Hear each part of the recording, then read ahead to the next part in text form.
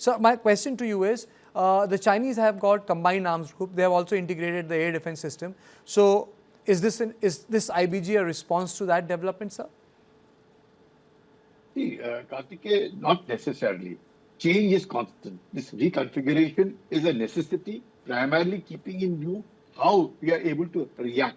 And that reaction can only be able to do if you're catered for troops which ensure that the task and the terrain, all of it are kept under threat, of course, and how quickly can you mobilize to a point of wherever the contact or where we intend to utilize this particular IBG called the integrated battle group. That integrated word itself indicates that all of it has been integrated. Like you rightly said, it has the infantry, it has the mechanized, it has the artillery, it has the EME, logistics, aircraft, aviation, all of it, drones, it's a compact group which is able to react. And again, keeping in view the kind of terrain, the mountainous terrain, where it's very difficult to move huge body of troops. And therefore, this integrated battle group comprising about 5,000 people are able to be mobilized at the earliest, at the point where we intend to do, keeping in view the way what the Chinese are. The Chinese are a Western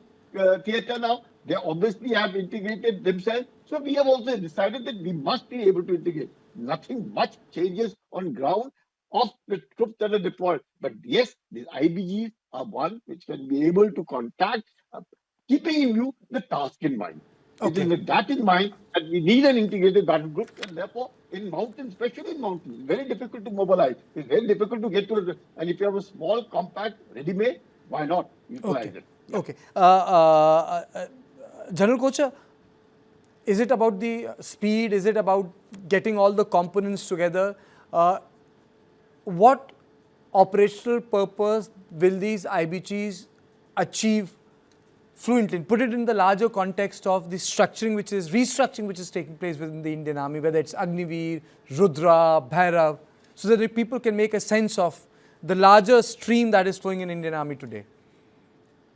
Thank you, Kartik. See, let us understand the environment in which this IBGs are going to function, and then I think we can understand the role of the IB. The IBGs are going to work in a VUCA environment, and a VUCA environment, especially when the mountain terrain is there, you will not get that much of time to mobilize. And 2020, this was experienced by us that PLA could mobilize faster than us. So I think that seed of thought came into the mind of General Rawat at that point of time.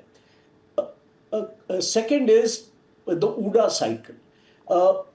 When you have to take a decision, and when you have a corps and a division and a brigade and a long chain of command and a long organizational structure, you want to cut out this chain of command structure. You want a decision to be taken in a faster time frame. So these are the two concepts, important ones we need to understand. Now coming to the role as such, when you have a faster kind of a speed with you, when you have a jointness with you, and when you have logistics with you, and here being a logistic man, I can tell you that without logistics, this unit will not be able to sustain itself. So you have a small compact unit with an integrated logistics, integrated jointness, all the arms are there with you, something like the Chinese have, the combined arms brigade. It's yes. on more or less on a similar concept. But there's also integrated air defense into it with artillery. Yeah, that artillery is integrated in IBGs also.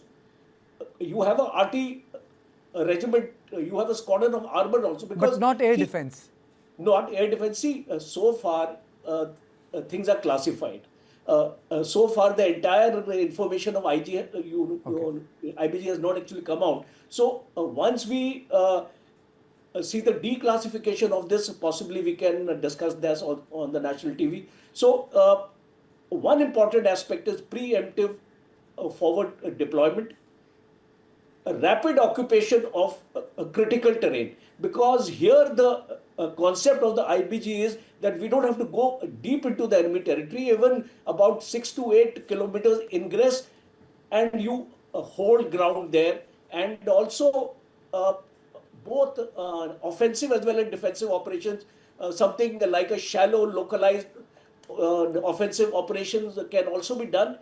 And the last point is, and the most important, this IBG is going to be self-contained without any external reinforcement or logistics for a period of 72 to 96 hours. Because that is the crunch time, the 3-4 days of the initial battle, you are self-contained, you are not looking behind, and you are able to sustain the momentum of the operation. So you want a unit like this, and the Rudra brigade, the Bhairav battalions are also organized on similar lines, which are going to be deployed in the Rajasthan sector as well as on the line of control. They are also on a similar concept. So I think the entire Indian Army and this rank of brigadier, I think, will be done away with. So far, nothing has come in black and white. But then when you don't have brigades, I don't think there is no need of a brigadier also.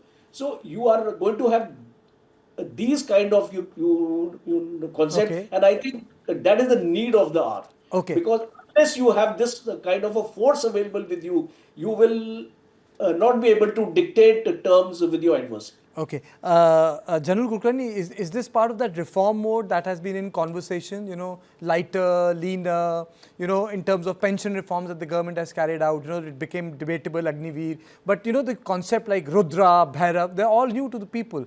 But do we see it part and parcel of the way the whole institution is evolving? Yeah,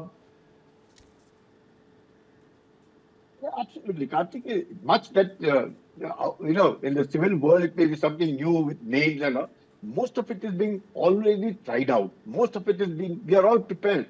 These kind of configurations don't take very long. And this reconfiguration for leaner, meaner is primarily with a view in keeping in as to what is required and what is expected.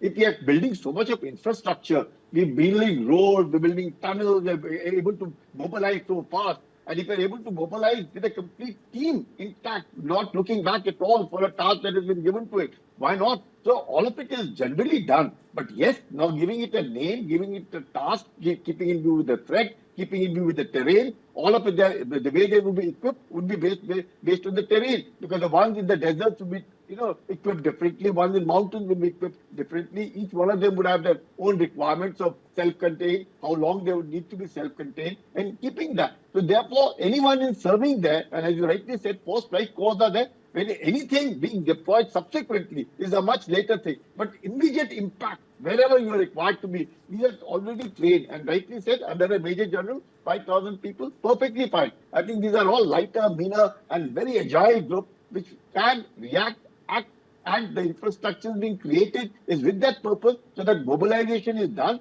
And you are not looking back at all. Everybody knows. They're familiar with the terrain. They're familiar with the equipment. They're familiar with the enemy that they might likely to confront. And you've achieved your aim. Aim is to be ready at all times. Actually, when I read this report, it just reminded me of the documentary I was seeing in one of the OTT platforms called Marines, So, the, Marines having their own fighter jets, they have their own sniper divisions, they have their own, heavy machine gun division, close combat specialists, field hospitals, they have their own ships, helicopters, surveillance aircraft. It means that the entire ecosystem can be moved, without mobilizing the entire length and breadth of the army to achieve those critical objectives for your country. I think I think it's a great story to talk about. I wish really I had more time because, it's a fascinating thing the way Indian Army is changing, with times.